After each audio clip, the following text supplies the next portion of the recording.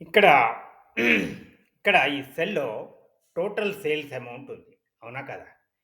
ఈ సెల్‌కు మనం ఒక పేరు పెడదాం. ఆ పేరు వలన ఏం ఉపయోగం ఉందో తెలుసుకుందాం.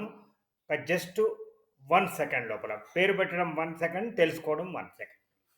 దీనికి నేను ఈ నేమ్ బాక్స్‌లోకి వెళ్ళి టోటల్ అని పేరు పెడతాను. టీ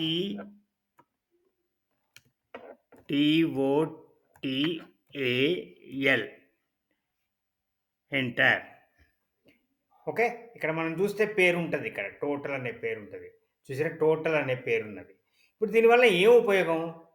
నేను వేరే షీట్‌లోకి పోతున్నా. వేరే షీట్‌లో ఇది బ్లాంక్ షీట్. ఇక్కడ నేను టోటల్ అంట. టీఓటీఎల్.